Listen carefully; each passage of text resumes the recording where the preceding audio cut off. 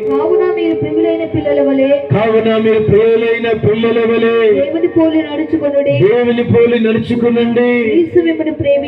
క్రీస్తు మిమ్మల్ని దేవుడు ప్రేమించి పరిమళ వాసనగా ఉండుటకు మీరు పరిమళ వాసనగా ఉండుటకును మన కొరకు తనకు తానే దేవునికి అర్పణగాను బలిగాను అప్పగించుకునేను. నువ్వు చేసిన పాపానికి, నువ్వు చేసిన అపరాధానికి, నువ్వు చేసిన దోషానికి ఏ నేరము చేయని దేవుడు, ఏ అన్యాయం చేయని దేవుడు నీ కొరకు పాప పత్రాలు చింపాలని, నా బిడ్డలకు అడ్డుకడకూడదు, నా బిడ్డలు మంచిగా జీవించాలని పాప పత్రాలు సిలువ మానిపైన శీలలో కొట్టాడు. నీ పాప పత్రాలని, నీ పాపమంతా ఆయన రక్తముతో కడిగాడు. ప్రేమైన సహోదరులారా, అంత విలువైన దేవుని మరిచిపోయి నిన్ను మోసం చేసిన రాజకీయాలని, నిన్ను మోసం చేసిన సినిమా హీరోలని, నిన్ను మోసం చేసిన ఇంటి పక్కల వాళ్ళని, నిన్ను కుట్రతో కలవర్షంతో నువ్వున్నప్పుడు ఒక మాట, నువ్వు లేనప్పుడు ఒక మాట మాట్లాడే మనసును నమ్ముకొని విలువైన దేవుని మరిచిపోయి దేవుని బాధ పెట్టి ఆయన మిస్టర్గా ఉండి, కెమెంటర్గా ఉండి ఎన్నో తట్టి బలపరిచి నీ జీవితంలో ఎన్నో మేలుకొలుపుకుంటూ వస్తుంటే ఆ విలువ తెలుసుకోకుండా లోకంలో తిరుగుతున్నావా? యేసయ్యా, నిజంగా నా కొరకు చనిపోయావు కదా, నా కొరకు నా పాప పత్రాలన్నీ సిలువ మానిపోయిన శీలల పైన కొట్టుకున్నావయ్యా, నా పాపాలన్నీ నీ సిలువ మానిపోయిన మోసావయ్యా. ఇటువంటి దేవుడు ప్రపంచంలో ఎవరున్నారయ్యా?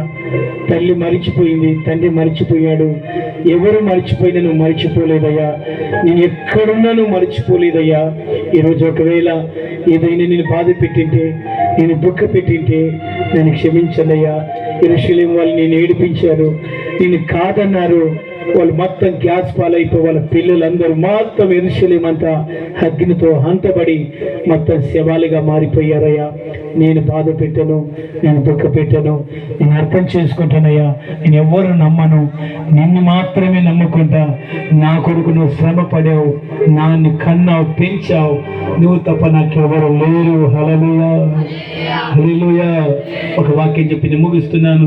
కీర్తన 88వ కీర్తన 40వ వచనం చదివి ప్రార్థన చేసుకుందాం. 78వ కీర్తన 40వ వచనం.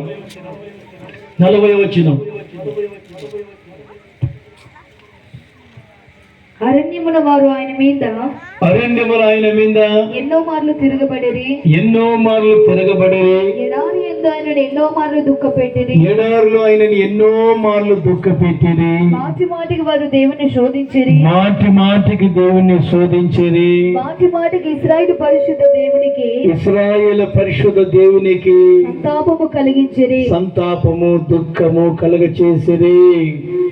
ప్రియమైన సహోదరులారా, నీవు ఏడిస్తే, నువ్వు ఏడిస్తే మీ అమ్మ ఉంది, నువ్వు ఏడిస్తే మీ నాయన ఉన్నాడు, నువ్వు ఏడిస్తే నీ తల్లిదండ్రులు లేదంటే నీ భర్త భార్య అందున్నాడు. కానీ దేవుడు ఏడిస్తే ఆయనకి ఎవరు లేరు. గుర్తిరుగు.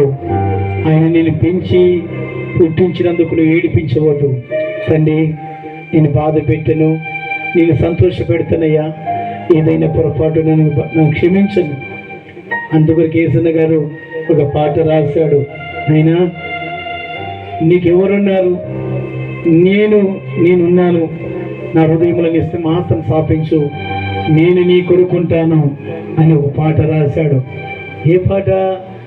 రాజుల రాజా ప్రభువుల ప్రభువా నీకి సాటి ఎవరు లేరయ్యా, నీ సింహాసనం నా హృదయాన స్థాపించు రాజా అన్నాడు. నీకెవరు లేరయ్యా.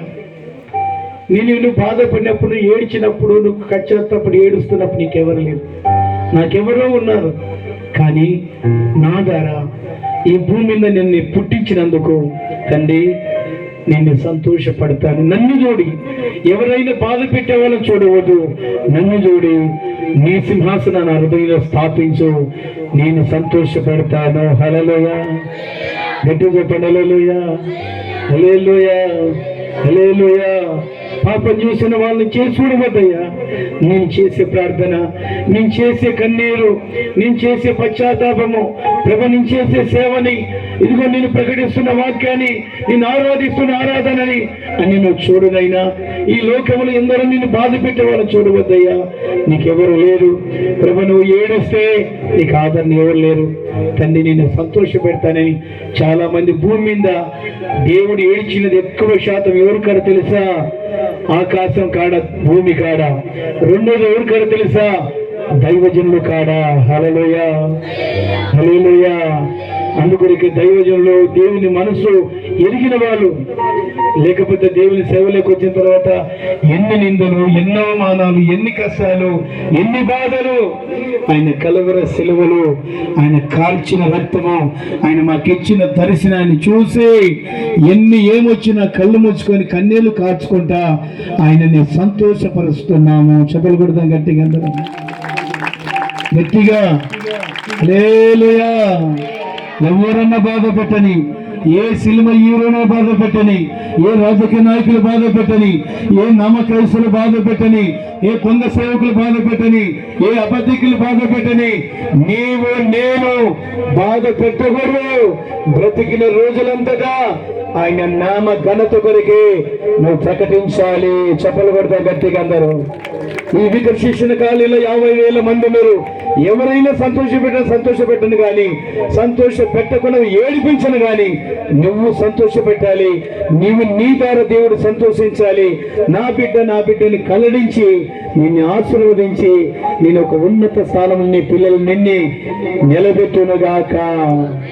అందరూ లేచి నిలబెడదాం. లేచి నిలబడి తండ్రి